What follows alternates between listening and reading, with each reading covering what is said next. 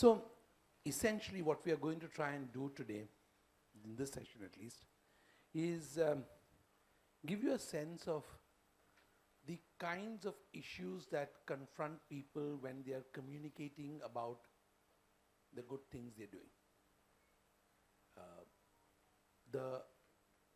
The fact is that corporations, large and small, social organizations, large and small, are all attempting to do good. And as the theme of the conference says, the doing of good needs more focus because of the simple fact that much of it is either unsung or badly done, one or the other. The best are not the ones who get the most attention.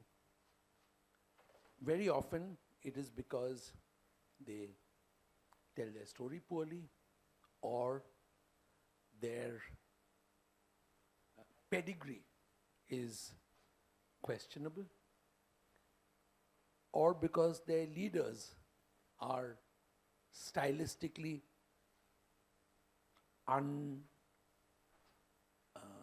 unenthusiastic about projecting themselves, whatever the reason. So what you're going to do in this panel, in this session, is spend about, how much time do we have in your 30 minutes? Yeah. So in half an hour, we'll try and go over the stories that various people have gathered in their experience and share that with you very quickly. We're going to leave 5 minutes at the end for you to ask any questions that you may have. And we'll start. We'll start with the person whose main focus is storytelling. Lakshmi, go ahead. Jayashri, sorry. So we have two Jayashris on the panel, yeah, so to say Lakshmi is, misnomer. Sorry. So story means there are two people. One is a teller and other is a listener. So I personally believe stories work best when it's happening physically, because the real magic happens after the story is told. Stories are being told everywhere, yes, be it advertisements, be it cinema, be it stage, but their interaction is missing. So when we go out and work with people in the community, so we get an opportunity to present a context, give some characters, so that the audience can relate to the situation, identify with the problem, and then they're more receptive. There's a trust and confidence that the teller develops, and they can share, and they're more open for the solutions that are being provided. For example, when we work with these adolescent girls at Anganwadis, they come from lower income group, and they face various problems in their lives, be it domestic violence or sexual harassment, where the offender is mostly known. They don't know what to say कि चाचा का लड़का है, फूफा का लड़का है, मैं इसे कैसे deal करूं.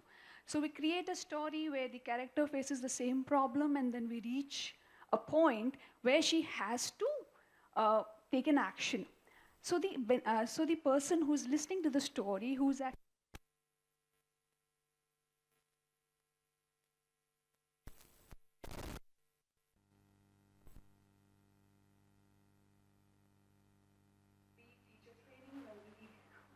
teachers, we demonstrate, when they see how it is done in physical manner, they are more receptive. So when we work with seniors, we take up issues like property, elder abuse. So we take case studies, convert them into stories, and tell them. So once there's an emotional appeal, we connect to their emotions, they're interested in the story, and there, so works wonders. Chetan, in your case, the kinds of things that you have to do with training more than giving people a voice. In her case,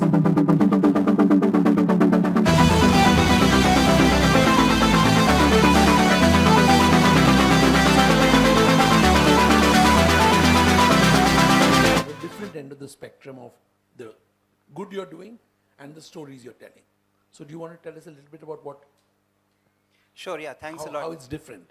Certainly, thanks a lot, Dilip. And first of all, thanks to e4m for inviting me to this panel. I think would also want to compliment e4m for organizing this around the idea of communication within the social purpose sector, because I think it's something which, and I'll come to your question, Dilip, but just to draw a broader perspective, when I entered this sector back in the year 2001, one of the first things that I heard was this phrase in Hindi, which is "Neki kar or darya mein dal," which means that you do something good and then just leave it. Just that's the thing.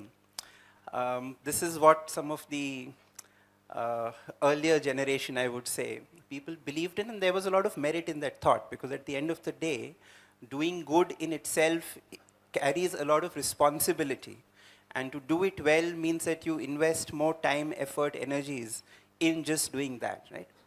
As we've gone along, of course, the need to not just do good, but also show good is something which has become very important, and it's rightly so, because as you very rightly mentioned... May I ask a question? Yes, please. Is it because of the tax breaks that doing good gives you that there is so much need to justify it?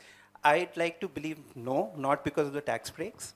I think it's a sign of the times that we are living in. It's the fact that show and tell has become so much more important than it has ever been before, I think, in history.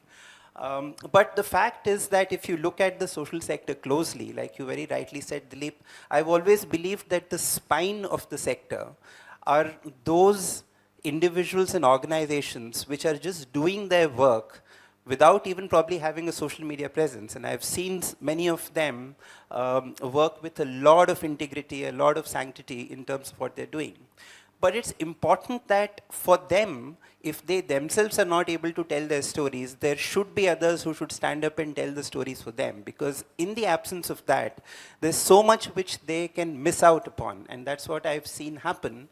Because unfortunately, what's happening is that, the thing is that we're talking about do good. And so do good and show better, which has been the norm, and that's still fine. The problem is when this morphs into do whatever and show better, and then do nothing and show better, which is also something which I've seen happen in this sector. So there is obviously a fine line there, which I think all of us who are working in this sector have to be very responsible about, that we don't cross, we don't transcend that, because at the end of the day, the sector is and has to be about giving back, about making sure that there are those who are underserved, that there are those who deserve, and therefore we are the channel through which we can give back to them. I'll tell you quickly about the work that we at the foundation do. Like you said, we do a lot of training of youth who come from difficult backgrounds.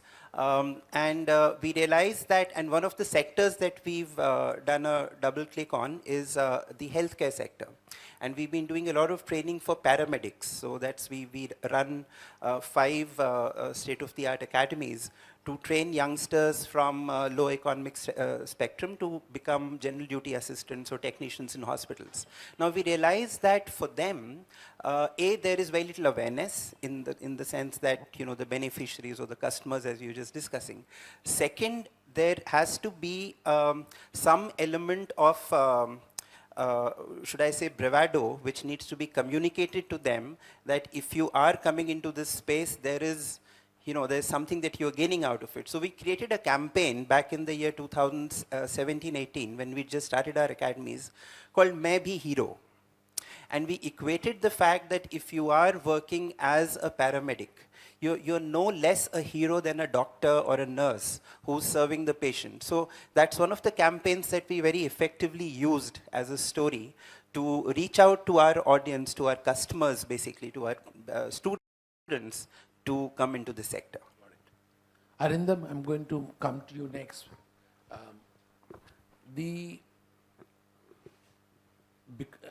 Because you work in the automotive sector and are fairly focused on that sector, is there something in these stories that you tell which are different from many of the other sectors, like, for example, if you were talking about abuse in the family versus, say, paramedics who have to feel more empowered, how do you get that feeling to someone who is, for example, going to be a technically superior person working in a roadside servicing facility?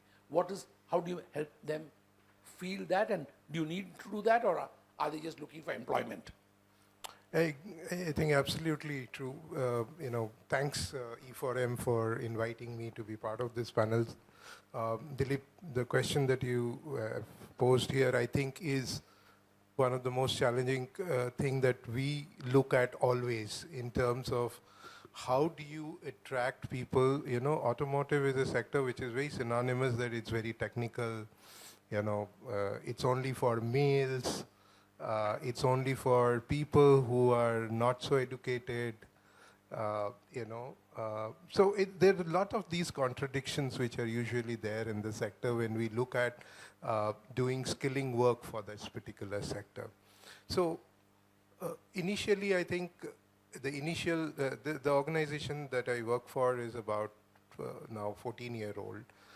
Initial 4-5 years, I think a lot of time went into creating the necessary background structure, etc. Over the last few years, the reason why we've actually tried to put out a lot of these stories is because what we realized when we tried to talk to these potential beneficiaries, as Chetan was talking about, we realized that they really don't have somebody to emulate. There are no stories in the whole narrative that somebody has been a mechanic and has done well for himself or herself. Herself is anyway a theoretical Minority, as of now, okay? But Theoretic, sorry. Are you saying there are no women mechanics? very few, very Interesting. handful. In fact, that's the one area which we are struggling. In fact, now we are running focused programs only to attract women to come into this segment. And the biggest challenge that we get is from parents, because they don't have that narrative that some girl has become a very famous mechanic in a particular geography or a particular region. So there are no success stories, so to say, which are at the high end. Let's say an IIT engineer or whatever getting a crore package or whatever it is, or somebody at the bottommost end, and definitely not in a sector like automotive. It can be in a sector like healthcare, beautician or hotel or whatever, But automotive, no, this is not a space for women to get into, and that's a very strong social narrative we have, and we have to come up against that in terms of ensuring the employers today are more than willing. In fact, in many of our factories today, the entire production lines are run by women in large companies still, limited to large companies. And let me also add here that it is actually a very strong business case, because when you're looking at repetitive work, like an assembly work or stuff like that, women are generally found to be extremely good in the two most important parameters of business, which is productivity and quality. Their distraction levels are much lower. Their focus on the work is much better. They only need to be taught, and in some cases, if you are handling heavy machineries, there has to be an aid to support that machinery because of the inbuilt physical structure and issues around that. So if we are able to enable an environment around this, I think women can be a very, very strong contributor to the sector. And this is one of the biggest challenges. Thankfully, with this whole narrative around EV coming in, which is like considered to be clean, green, etc., people are slightly more receptive now. Though nothing really has changed in the mechanical parts, except that the engine has got replaced by the battery and the motors. You have the same tires, the same brakes, all of those nuances are there. But the perception is, oh, it's EV, no? So yeah, I think it's okay. It's cleaner. So its narratives are very important. Interesting, the narrative is changing. Jayashree, two as I'm going to come to you because your work envisages and encompasses a much wider range of people who are being touched, from education to healthcare to sports, all kinds of things. When you communicate with them, I'm talking of now the people you're working with, does the sheer size of the company or the foundation alter the stories that you tell them and the way they respond to it, their expectations from it? Or are you able to keep it simple and just the size of what your plans there are? Is there a difference? Dilipji, I would like to first begin by saying that all of us in this room are excellent communicators. We know how to market, we know how to talk about things that matter. When it comes to talking about a social issue, I feel one of the most important things that we need to bring in as professionals is humility. When we go out to a community and we are trying to tell them something about how they can enhance their lives, we also need to understand that there is a whole world of knowledge that they possess from which we need to learn and we need to understand how things work. I'll give you an example. One of our initiatives that works with women across India talks about bridging the gender digital divide, which is essentially enabling women to use technology so they can have much better lives. We went through the length and breadth of the country. We were filming women. They were giving us these stories about, how their lives changed, and very good cinematography and all of those things which you can take care of. And then the wake-up call came. So in one particular village in central India, there was this lady who was facilitating dairy farm marketing for other women like her. So we did the whole, filming, interviewing and everything, and my colleague Mayank here was part of the team that went out. She sat us down and there was this one quote that she gave which was a wake-up call for us. Seated in front of her cattle with a smartphone in her hand, she turned around, she smiled and said, शहर वालों को क्या लगता है कि गांव की औरतें कैसी हैं? हम तो बड़े स्मार्ट हैं. And there we found not only our punchline, we also found our own learning about what it is that we are trying to do.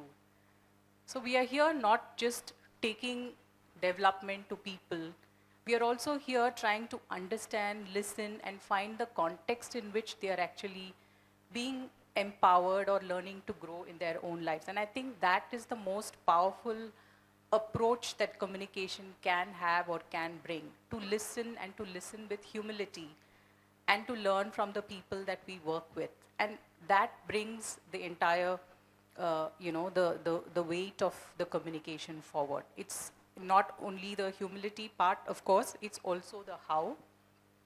It's then how you dissect or, distill all that information, build into it multiple things, whether it's the right use of words, the right use of images, the images in context. Are you glorifying hard work, or are you looking at, hard work with respect, or are you looking at hard work as an opportunity to serve?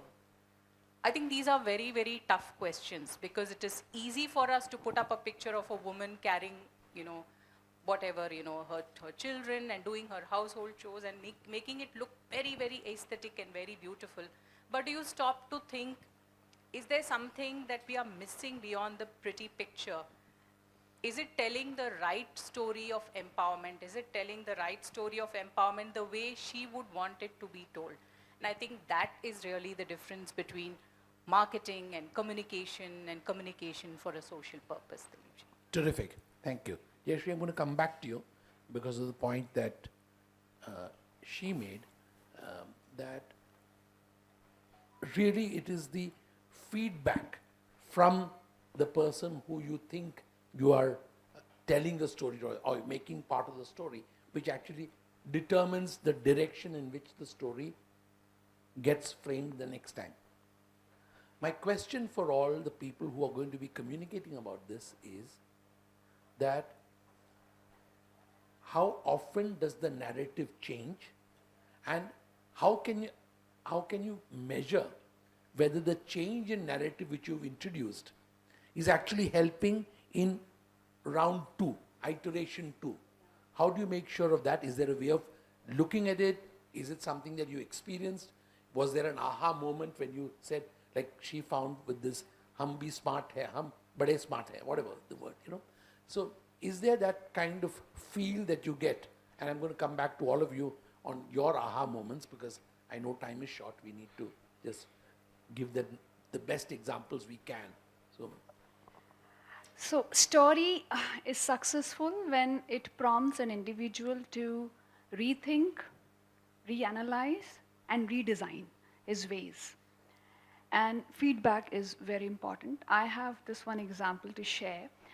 There's this Japanese agency that is working in India towards environment.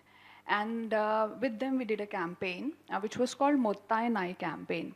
In Japanese, Mottai Nai means no wastage. So here, there's this story about a grandmother. Whenever she sees somebody wasting anything, be it food or paper or colors or water, she goes and says, Mottai Nai. So we worked with the 60 schools in Delhi and Haryana, Manesar, Gurgaon, all government schools. And we did 90 sessions in 3 phases. So in the first phase, we just went and told them the stories. In the second phase, when we went there, we wanted to reinforce, so we made them enact that story. Third time when we went there, we made teachers and all the stakeholders collaborate. And when we did the post campaign survey, what we got to see, which made us really happy, कि जब मैं बच्चों के पास दोबारा गई, they didn't remember my name. They said, "Oh, मुत्ताई नहीं आ गई. Oh, मुत्ताई नहीं आ गई." So now what they do, what teachers and their parents told us, कि जब भी कोई पानी के उसके पास filter के पास somebody leaves the tap on, they say, "No मुत्ताई नहीं." And they also tell that to their neighbors. So when we did it in phased manner, so if we just go there and do one session, then children have fun and theek hai, masti ho gayi, chale gaye. But reinforcement, as you said, getting the feedback and then correcting our course, and then finally seeing the change happen on ground gives us that happiness. Terrific, terrific example. Do you have something to share which says that, look, we did this worked or did not work, we changed this, and this resulted? Anything that strikes you with teachers, with whatever it is? Yeah, so actually, I think in any good social development program worth its salt, you need to have a method by which you can continuously evaluate. And what I want to draw the attention of the audience is, when it comes to stories, I feel that we're just beginning to scratch the surface when it comes to the power of storytelling within the social sector. I think stories offer a lot more than just communication, right?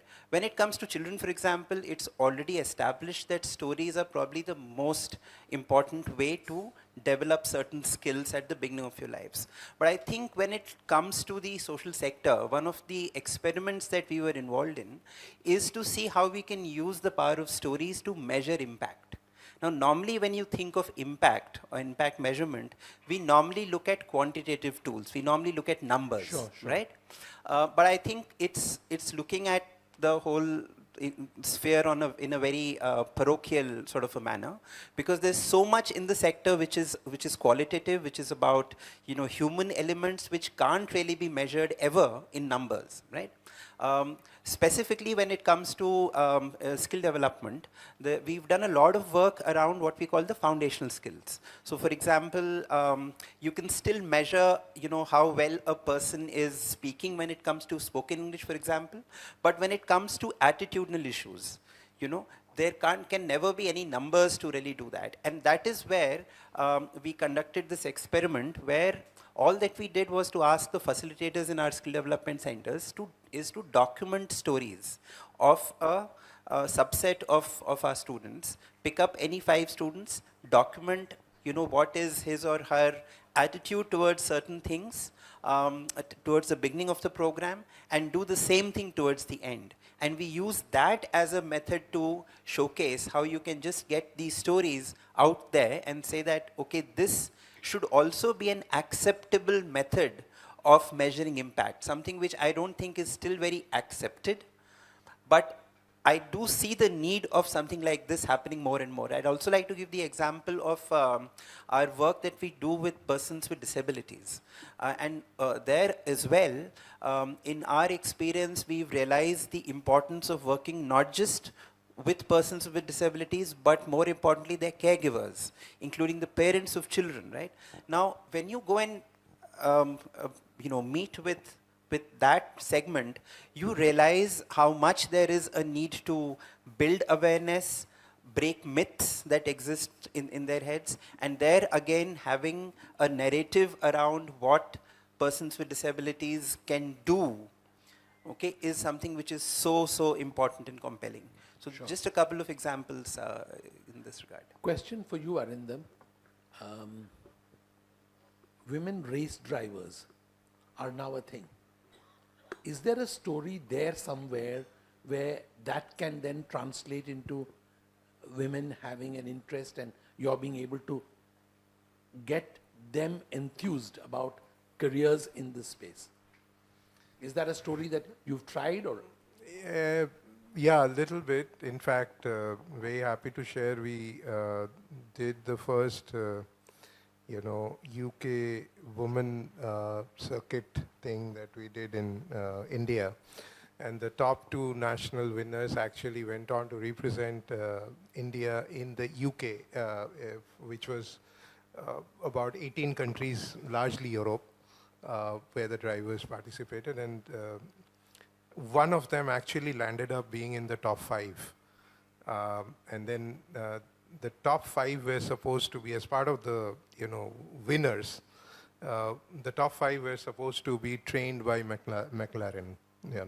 So that was a huge enthusiastic participation. So when we met some of these people, the women, we realized that how much intent and how much of a passion there needs to be in terms of racing here, because in India, as it is, motor racing is not considered an in thing. You don't even have good infrastructure. Whatever little infrastructure you have, it's very expensive. But you ask the audience, they will be many of always their kids watch F1 they more will. often than they watch many other sports. Absolutely. I mean, including my son at home, he watches, he's a big fan of F1. But the challenge is that, when we wanted to conduct this competition itself, we faced so much challenge. We had one facility in Kerala, one small facility in Baroda, but we were struggling with facilities. The only world-class facility we have is here in our backyard in Greater Noida, the Gautam Buddha circuit. But it's very attractive. But you're right that, that success, a little bit of a success is what makes, and I'm going to tell you one other example which was coming to my mind. Welding is a very male thing. You won't find welders generally. So about 5.5 years back, when I was starting in this sector, one of our manufacturers actually came and said that, Arindam, we want to have women in our welding section. And we want to start with the first all-woman batch of trainees in their facility near Rajasthan. We actually struggled for more than 3 months to put together a batch of 20-25 women, and you'll be surprised that all of them actually came all the way from Maharashtra, because we couldn't find one in a batch out of North India, effectively. One of those girls actually went on to win an international welding competition as a runner-up. She didn't win. She was not the first one, but the second rank holder. But we promoted that, we talked about it a lot, we celebrated that, And that story, did 2 things. One, it inspired her to become a trainer. So the transmission started happening, So now she is looked up to by the new trainees as a role model, effectively. Because earlier all the girls were being trained by male trainers. But now you have this woman the lady who can actually, do the hands-on training with all these children. And today actually we are finding that more and more women are saying, even if we ask them to come for another course, they say, no, वो दीदी ने जो जहाँ जीता था ना, वो वाला course करना है हमें. So for them, it's a great inspiration. So if you are able to communicate that story well, I think it changes the mindset in a very irreversible way in terms of getting it there. Yeah. Jayashree, coming back to you now. Again, I'm trying to draw from you your experience of multiple sectors because many people are very specific. And there's been one theme which we talked about, which is the role of women and the stories that women are able to demonstratively take a lead role in. Teaching, healthcare, all these things, and then you come to the hard area. Where do you think that the next big leap needs to be made by the social sector in its storytelling to get people to be part of the same movement, not necessarily your own foundation, but to inspire others to do the good that you are able to do? Are we telling those stories correctly? So, Dilipji, in terms of what we can inspire people to do, I think the biggest opportunity that all communicators are looking at now is the use of technology, AI, the way it is going to transform the way we tell stories.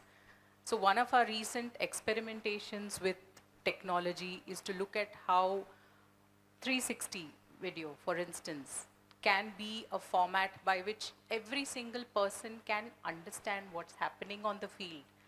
So you need not actually transport them to a remote location and say, or have a photograph of a, like for instance, we have mobile medical units that go into remote pockets and deliver healthcare services.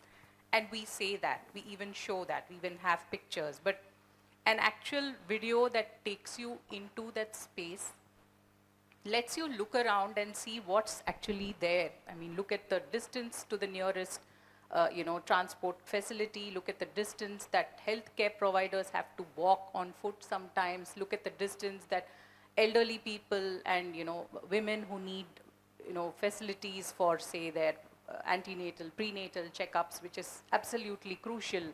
These are being reached. I think that makes a huge difference in terms of perception of what it is that people actually do in the development sector. And that is very, very important. Talking from our own experience, I think one of the submissions we had made for this particular conference was a video on how we had actually intervened during a disaster. Now, given that we have a presence in a lot of locations across India at the time of any flood or any emergency or any national priority, such as like the COVID pandemic happened, we are quickly able to leverage resources and say, oh, can we do this here in Odisha? Can we do this in Kerala? Can we do this in Maharashtra?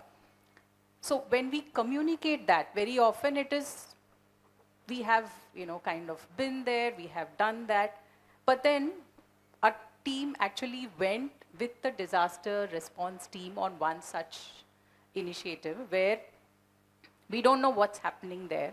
It was a landslide and the situation was such that we were trying to rescue people and help in the rescue efforts with whatever technology was immediately available and could be set up. So this was one of the rare instances where a communicator was part of the implementation or the program team actually going on the field, walking through that risky path, stepping over those areas where nobody had gone before, trying to film what was happening and then sending us back that footage to the rest of the communication team saying, I'm here, I'm walking on this place and this is where, this entire, thing has happened and we don't know what to do, it's getting dark, and we could feel it. We'd been communicating about this team for years and years and, we had been telling their stories, we had been saying that we have delivered help, but when our own team member was right there and, you know, panting through those visuals and trying to give us like a commentary on the phone and telling us what it was, it hit us hard. My colleague Mayank, he was with the team which actually went out there, and we were worried. I'm not saying we don't worry about the rest of our colleagues, but as communicators, we tend to distance ourselves a little bit from the problem. Even if we are the best of communicators, we say, what can we talk about the work that healthcare workers are doing, or the, you know, the livelihood personnel are doing. Third personize it. Absolutely third personize it. And here, just being in the heart of that, it was a wake-up call that we got with COVID, that every single of us felt like affected, you know, populations, felt like people who were, you know, this whole discussion about beneficiaries that was happening. But when we went into this space where there was a disaster and we don't know what is there in store for us, it makes us sit up and say that the social sector and social storytelling is not just about stories, it's about lives. And I think no matter how wide you are spread or no matter how deep you want to help, finally you as a person and the transformation that you feel internally is really what makes a big difference. Technology and better use of technology to communicate the depth of the work that's happening in the social sector can be a huge step forward in this process. And I think we should all adopt that to just make sure that we communicate not just the story better, but we communicate in such a way that people are able to experience other people's lives. People are able to experience it as if it's happening to them. And then it will hit you hard. Fantastic. I think that's a good high point to stop this discussion on. I'm going to ask for questions from the floor if there are any. Is that all right? Unless anybody wants to make a last comment or anything of the kind. So just to Yeah. add one point, Sure. to sort of And then we'll go to to the- yeah, add to absolutely. what Jayashree just said, I think, see, at the end of the day, just as she mentioned that humility is one of the most important things to consider, similarly is the importance of authenticity in the context of what we are doing. And that is where I think we are sometimes, in that gray zone. But the importance of authenticity can never be overstated in what we're doing, because the moment you cross the line, you are you're moving from fact to fiction, right? And it can be a dangerous territory to tread, as far as the sector is concerned. So I think it's important for all of us who are, whether we are on the implementation side or the communication side or both, to ensure that the sanctity of authenticity needs to be maintained at all times. And not trampled over by an excess of technology. Absolutely, absolutely. Because there's that danger. Absolutely, yeah. Okay, questions? Yeah. Mic there, please. Thank you. I'm Rakesh Merotra. I just wanted to know, in such a, it's not, objectivity is very less. So what are the deliverables people who are communicating, they keep in mind? What are their deliverables? Sure. When we talk about doing something, it is always good that we are aware of the deliverables. The deliverables of communications, you're saying? Yeah, Understood. obviously, Got it. obviously. Can I ask one of you to respond? Yeah, either one. So Okay. just the simple answer to this would be what I've told my communication team, which is that, let's not just walk the talk, let's also talk the walk. It's important to talk about your work, but do what we've done, and not the other way around. Is there any other deliverable that you work with? Jayashree? You? I think there's a very simple call to action for every campaign that defines success, which you have to define right at the beginning. What is it that the campaign is actually achieving or aiming to achieve, and how do you define that success in terms of number of people who have better knowledge, number of people who have better livelihoods, or number of people who are just more aware? I think those clear definitions are extremely important. Otherwise, as you rightly said, it will just be, like a campaign for the sake of a campaign, and we would not see the results. We won't see the social results that we actually want to achieve. And I think the important thing that you're saying, Jayashree, is that these need to be defined. As someone who's experienced communication a lot, these need to be defined at the start. so that you have something to measure against later. Next question at the back. Yeah, at the back there, yes, please.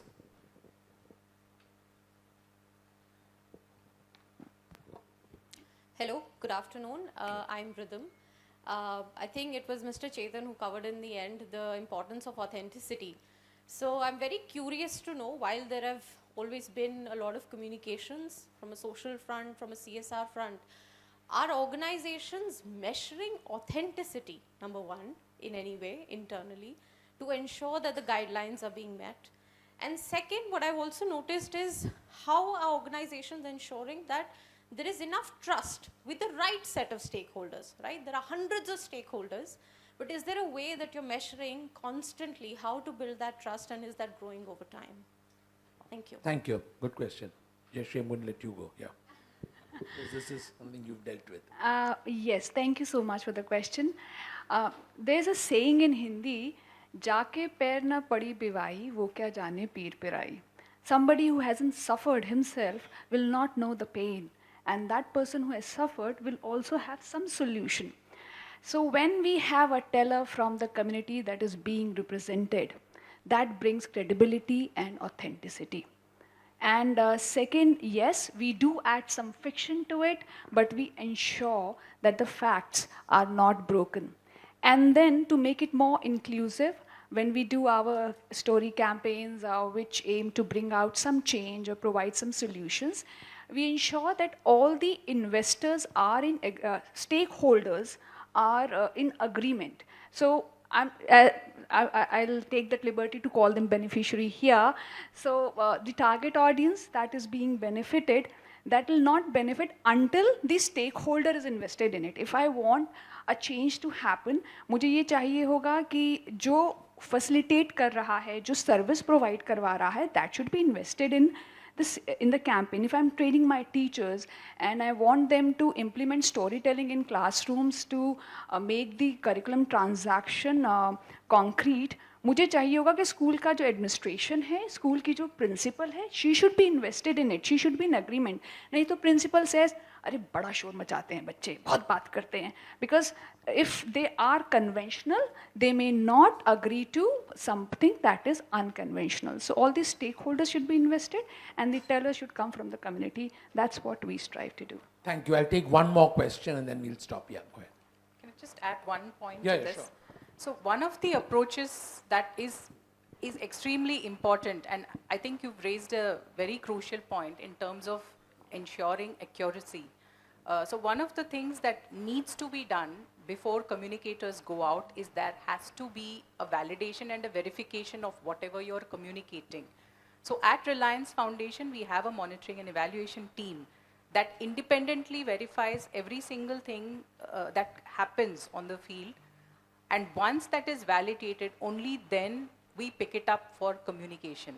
So it is not something that we say we see something and then we immediately put it out and we present it as a story. There is a very strong mechanism to ensure, because it's not just telling somebody's story, it's like you want to be sure that the facts are right, you want to be sure that the location, the place, the intervention that we've had, everything has been validated. So yes, that's a very crucial part.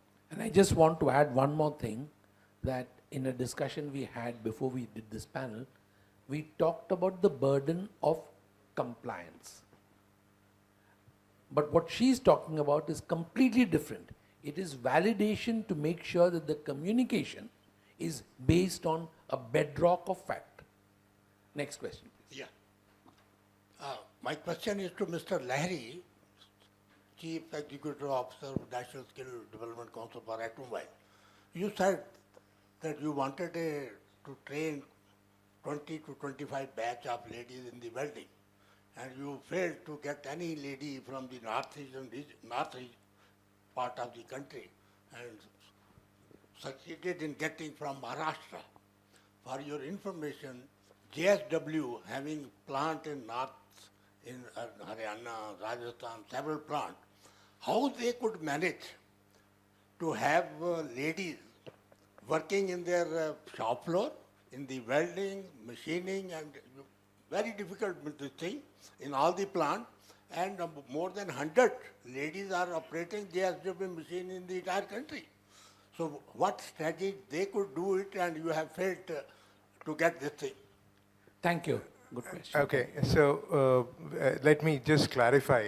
I think it is not meant to be saying that we can never get it from North India. We've actually been able to get more and more people from all over the country. In fact, the biggest supply of operating manpower, whether it is male or female, actually largely is contributed by the eastern region of the country, which we get most people coming in to work for operations kind of a role. We also work with JSW Foundation, and we do work with them in the Ballabgarh, Faridabad region, etc. And we do training of women as well. I was only giving one example in which initially when I was trying to do this in welding in Rajasthan, we were facing a very uphill task that it's not very common practice that we would find women in the welding kind of a space. Of course, now more and more women are coming into this manufacturing or the shop floor. But it is still very limited, as I would say, that only with large corporates, typically, where there is a facility, all the amenities are available for women to work in these. Because the moment you start working with women in a facility, in a factory, you need to ensure that you provide a creche facility. These are all compliance requirements, actually. So many small organizations are not able to do that. Thank you, everybody. Thank you, panel, for very nice conversation. And thank you, audience, for the patience and for your questions.